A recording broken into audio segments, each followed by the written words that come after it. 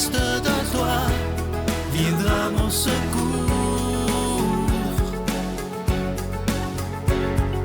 Viens semer dans mon âme le grain de l'amour. Je traverse un désert et je meurs de soif. Montre-moi le mystère qui garde la foi. Bonjour, bienvenue à votre émission La Victoire de l'amour en ce mercredi 18 mai 2022. J'espère que vous allez bien à la maison. Aujourd'hui, je veux vous parler de quelque chose de très important pour moi dans mon cheminement depuis les tout débuts. Puis même, je pense que ça date de mon enfance. J'ai toujours été quelqu'un qui aime la transparence, qui aime être un peu comme un livre ouvert.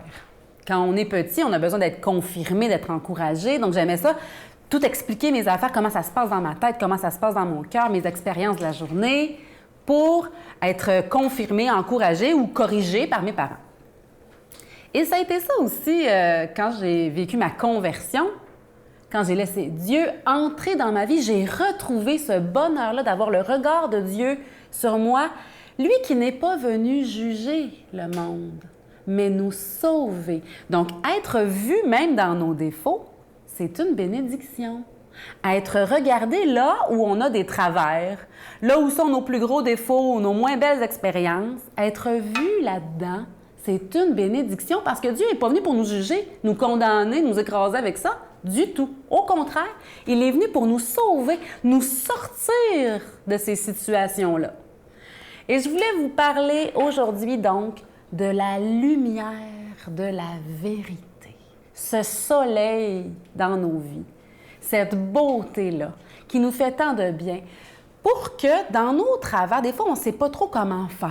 On est coincé avec une attitude, un comportement, des pensées, des expériences, des souvenirs.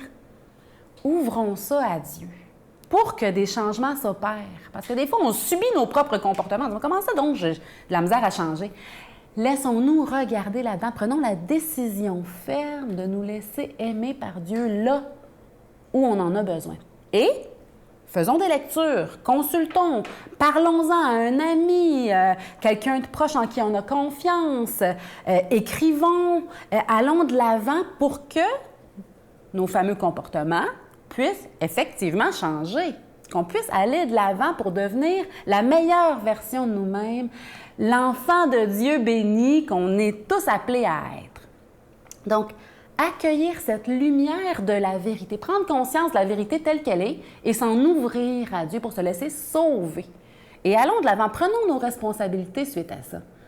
Hein, je vous le disais, faisons des lectures, allons creuser comment faire pour se sortir de ces situations-là. Parlons-en à un ami, à une amie, à un parent, un proche, un psychologue, pourquoi pas notre médecin. Il y a des ressources, utilisons-les. Ça vaut la peine. C'est comme ça que notre monde va devenir meilleur, en s'occupant de nos propres petits bobos. Et laissons le Seigneur venir nous guérir là-dedans.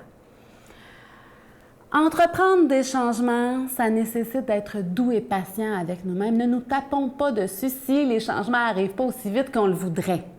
C'est difficile, c'est normal, ça demande des efforts, fournissons-les. Mais ne nous tapons pas dessus, soyons doux et patients, encourageons-nous, soyons positifs ensemble dès aujourd'hui. Notre Père qui es aux cieux, que ton nom soit sanctifié, que ton règne vienne, que ta volonté soit faite sur la terre comme au ciel. Donne-nous aujourd'hui notre pain de ce jour. Pardonne-nous nos offenses, comme nous pardonnons aussi à ceux qui nous ont offensés. Et ne nous laisse pas entrer en tentation, mais délivre-nous du mal, car c'est à toi qu'appartiennent le règne, la puissance et la gloire pour les siècles des siècles. Amen. Mon Père, je m'abandonne à toi. Fais de moi ce qu'il te plaira. Quoi que tu fasses de moi, je te remercie. Je suis prête à tout, j'accepte tout, pourvu que ta volonté se fasse en moi, en toutes les créatures. Je ne désire rien d'autre, mon Dieu. Je remets mon âme entre tes mains. Je te la donne, mon Dieu. avec tout l'amour de mon cœur parce que je t'aime et que ce m'est un besoin d'amour de me donner, de me remettre entre tes mains sans mesure, avec une infinie confiance, car tu es mon Père.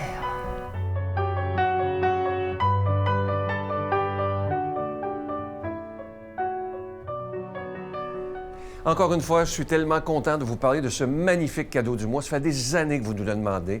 Sylvain, faites-nous fabriquer une médaille miraculeuse. Alors, c'est fait. C'est la réplique exacte de la médaille miraculeuse. Je vous raconte l'histoire en quelques secondes. En 1830, Sainte-Catherine-Labouré a une apparition de la Vierge, quelques apparitions. Et c'est la Vierge Marie elle-même qui dit à Sainte-Catherine, « Faites frapper une médaille à ce modèle. » Imaginez, c'est la Vierge elle-même qui a, entre guillemets, dessiné la médaille. Et heureusement, maintenant, aujourd'hui, on peut vous l'offrir en pendentif, en acier inoxydable. Ça vient avec la chaîne et ce pendentif, il est déjà béni. Et voici ce que la Vierge a dit à Sainte-Catherine. « Tous ceux qui la porteront avec confiance recevront de grande grâce. » Je vous donne l'adresse, la Victoire de l'Amour, case postale 120, succursale Boucherville à Boucherville, le J4B 5E6, je vous la redonne, la Victoire de l'Amour, case postale 120, succursale Boucherville à Boucherville, le J4B 5E6. Également par téléphone, par carte de crédit du lundi au vendredi de 8h30 à 16h30 dans le 514-523-4433, 523-4433 ou sans frais le 1-888-811-9291, 1-888-811-9291 et aussi sur notre site Internet, le www.lavictoiredelamour.org. Alors, je vous rappelle ce très, très beau cadeau du mois. On en est vraiment fiers. Une exclusivité de la Victoire de l'Amour, surtout qu'il est fait en pendentif. Alors, c'est le pendentif de la médaille miraculeuse en acier inoxydable, incluant la chaîne. Et ce bijou extraordinaire, il est déjà béni. Portons-le avec confiance. Mon Dieu, donnez-moi la sérénité d'accepter les choses que je ne peux changer, le courage de changer les choses que je peux et la sagesse d'en connaître la différence. Amen. On rejoint pour le commentaire homélitique Victor.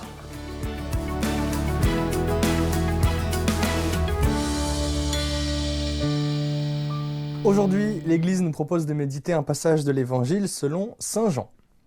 En ce temps-là, Jésus disait à ses disciples, « Moi, je suis la vraie vigne, et mon Père est le vigneron. Tout sarment qui est en moi, mais qui ne porte pas de fruit, mon Père l'enlève. Tout sarment qui porte du fruit, il le purifie en le taillant, pour qu'il en porte davantage. Mais vous, déjà vous voici purifiés grâce à la parole que je vous ai dite. Demeurez en moi comme moi en vous. De même que le sarment ne peut pas porter de fruits par lui-même s'il ne demeure pas sur la vigne, de même vous non plus si vous ne demeurez pas en moi. Moi je suis la vigne et vous les sarments. Celui qui demeure en moi et en qui je demeure, celui-là porte beaucoup de fruits, car en dehors de moi, vous ne pouvez rien faire. Si quelqu'un ne demeure pas en moi, il est comme le sarment, jeté dehors et il se dessèche. Les sarments secs, on les ramasse et on les jette au feu et ils brûlent. Si vous demeurez en moi et que mes paroles demeurent en vous, demandez tout ce que vous voulez et cela se réalisera pour vous. Ce qui fait la gloire de mon Père, c'est que vous portiez beaucoup de fruits et que vous soyez pour moi des disciples. Saint Jean l'évangéliste a écrit la vie de Jésus à destination des non-croyants. Et il était très proche de Jésus. Donc on a l'essentiel de l'amour de Dieu, exprimé assez simplement en fait, pour que chacun puisse comprendre le fond de ce dont il s'agit, voir l'amour qu'il y a derrière toute la vie du Christ. Donc c'est assez simple à comprendre, cet amour, quoi. Même si au final l'évangile en lui-même est assez difficile à lire.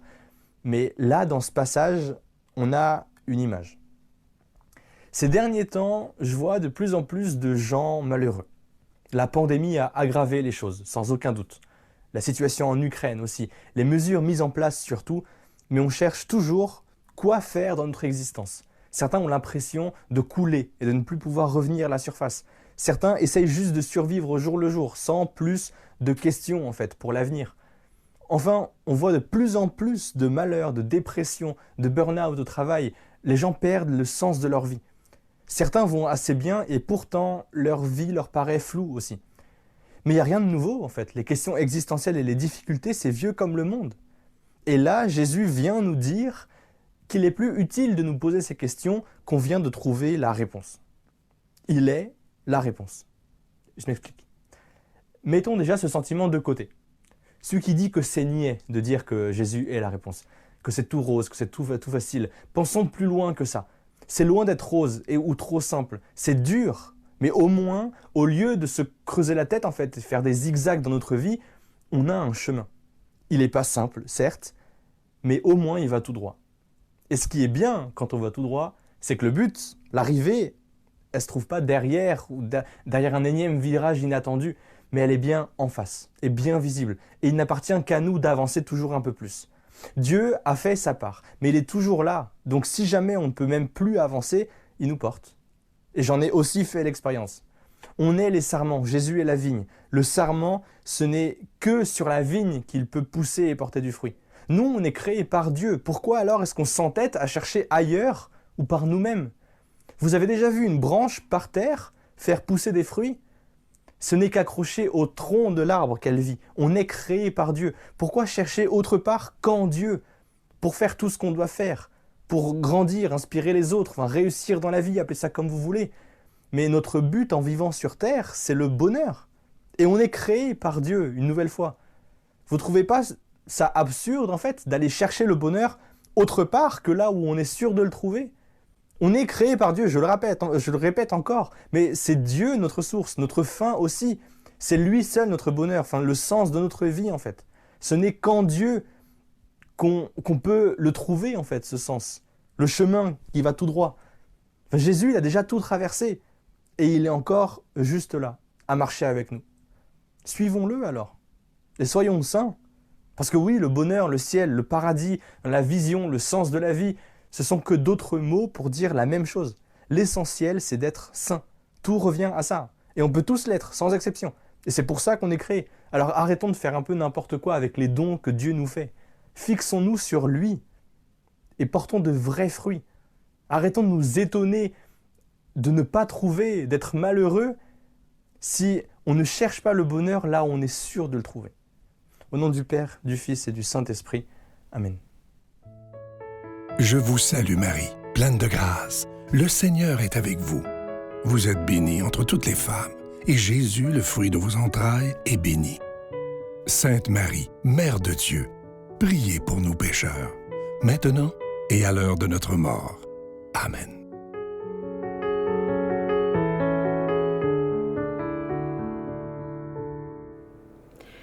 Je vous encourageais tout à l'heure à entreprendre des changements là où c'est nécessaire, en vous laissant bronzer le cœur par la lumière de la vérité. Et c'est un beau moyen d'entrer dans la gratitude déjà, dire merci. Parce que si on a eu l'idée d'entreprendre des changements, si on est prêt à fournir quelques petits efforts de plus dans notre vie, il n'est jamais trop tard en passant, il n'est jamais trop tard pour apporter des changements à nos vies, avec de l'aide, avec un peu plus de prière, pourquoi pas, avec l'aide de Dieu, on le dit, viens Esprit Saint, viens nous aider à entreprendre les changements qui s'imposent. En laissant l'Esprit Saint nous éclairer de cette lumière, la joie, le vrai bonheur, la vraie liberté va nous illuminer. Moi, ça m'est souvent arrivé, je ne pensais pas être capable d'entrer dans cette nouveauté-là, de faire ce changement-là. Je pensais que je pourrais être toute ma vie impatiente, par exemple. Ben non, il y a moyen d'entrer dans la douceur, la patience. Soyons doux et patients avec nous-mêmes aujourd'hui. Einstein, en tant que scientifique, il disait de mille manières, mais il disait en fait, toute personne sérieusement impliquée en science finira par découvrir qu'un esprit supérieurement intelligent, infiniment supérieur à celui de l'homme, se manifeste dans les lois de la nature. Oh Dieu, tu es infiniment grand, éternel puissant, roi